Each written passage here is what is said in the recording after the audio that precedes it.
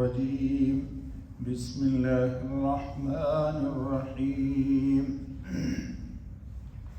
إذا تتلى عليه آياتنا قال أساطير الأولين كلا بل ران على قلوبهم ما كانوا يكسبون صدق اللہ العظیم۔ دوستو، یہ سورہ مطففین کی آیت نمبر 13 اور 14 پڑھی گئی۔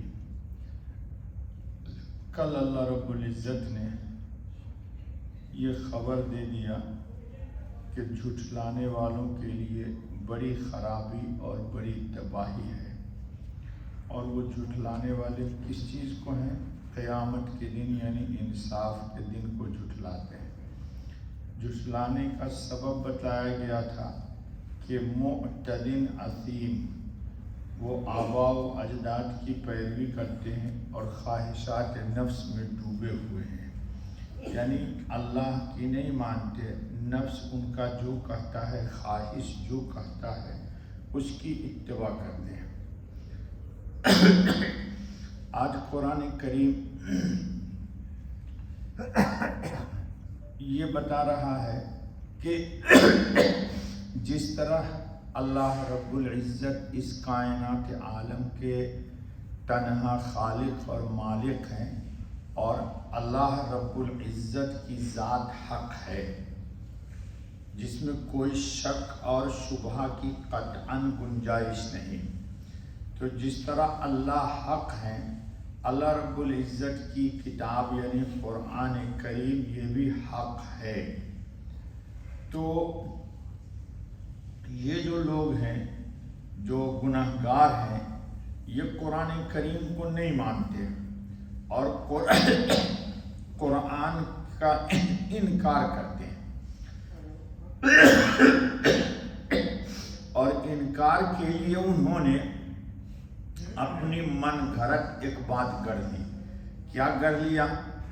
کہ پہلے لوگوں نے بھی کہا تھا کہ تم پیدا ہو رہے ہو، تمہاری یہ زندگی کا تمام ریکارڈ ہو رہا ہے، اور اچھے عمل کرو گے تو تم کو وہاں جزا ملے گی، اور گندے عمل کرو گے تو سزا ملے گی، اور جنت ہے، دوزخ ہے، میزان ہے، حشر ہے، بعث بعد الموت ہے، اور یہ ہے کہ یہ سب کی سب گویا کہ کہانیاں ہیں، لا حول ولا قوت الا باللہ، کیونکہ اتنا زمانہ گزر گیا آدم علیہ الصلوۃ والتسلیم سے لے کے اب تک، ابھی تک تو قیامت آئی نہیں، اور ہم دیکھ رہے ہیں کہ جو لوگ انکار کر رہے ہیں، کھا پی رہے ہیں، موج مستی کی زندگی میں گزار رہے ہیں، اور جو لوگ اللہ کو مانتے ہیں، قرآن کو مانتے ہیں، تو ان کو دیکھو، ان کی زندگی کو دیکھو،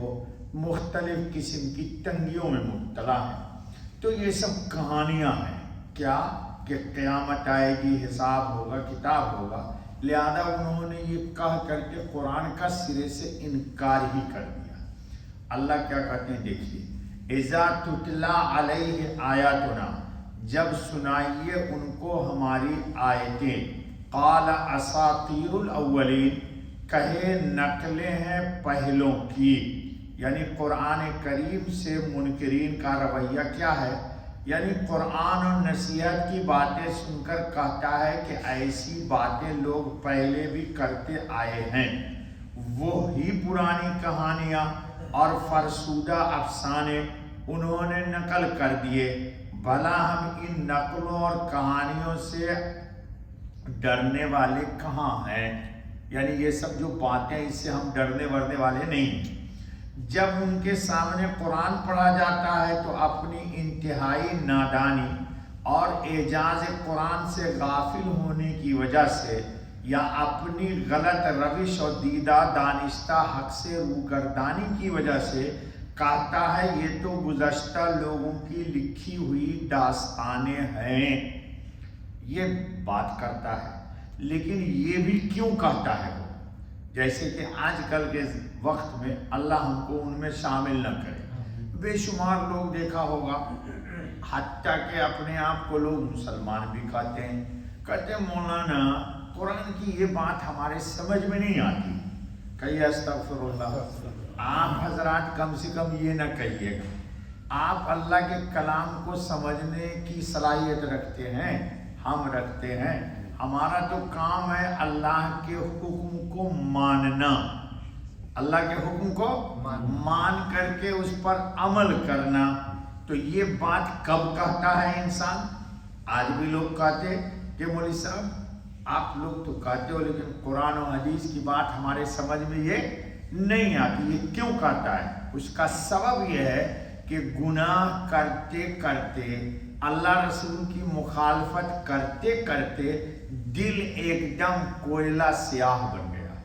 جب انسان کا دل خراب ہو جاتا ہے، کوئلہ سیاہ ہو جاتا ہے، تو اس کو حق بات سمجھ میں نہیں آتی. سیم لائک ایسا ہی ہے کہ ایک مرض ہوتا ہے جس کو پیلیا کہتے ہیں، جونڈس. جس کو ہو جائے تو پانی بھی اس کو پھیکا لگتا ہے، میٹھی چیز بھی اس کو کڑوی نظر آتی ہے، سفید کپڑا میں نے پہنا ہوا یہ بھی اس کو پیلا نظر آتا ہے.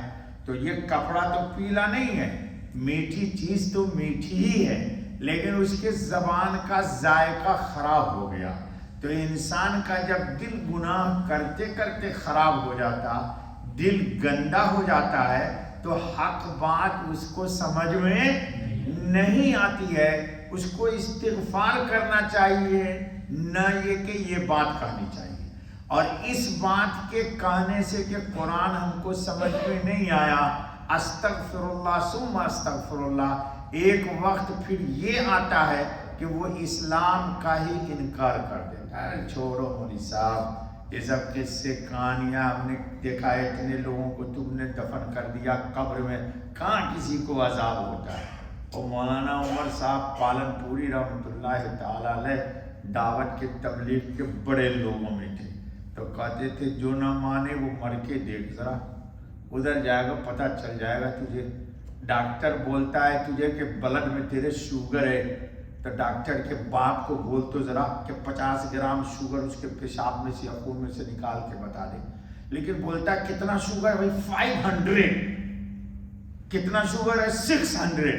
تو ڈاکٹر کی بات پر یقین کر لیتا ہے کہ خون میں 600-500 شوگر ہے، لیکن حضرت خاتم النبیین علیہ الصلوۃ والتسلیم کی بات پر یقین نہیں کرتا ہے. تو انشاءاللہ یقین تو آ ہی جائے گا. موت تو بہت دور ہے دوستو. جسم سے روح نکلتے وقت ہی انسان کو پتہ چل جاتا ہے کہ میرا ٹھکانہ کہاں ہونے والا ہے، جنت کی طرف جا رہا ہوں یا جہنم کی طرف جا رہا ہوں. اللہ ہمارے آپ کا خاتمہ ایمان پر کر دے. میرے خیال سے وقت ہو گیا، رہنے دے بیٹا بقیت کل ہو گیا تسلیم. چلو بس رہنے دو، بقیہ آیت کل مکمل کریں گے. کلا بل ران علی قلوبہم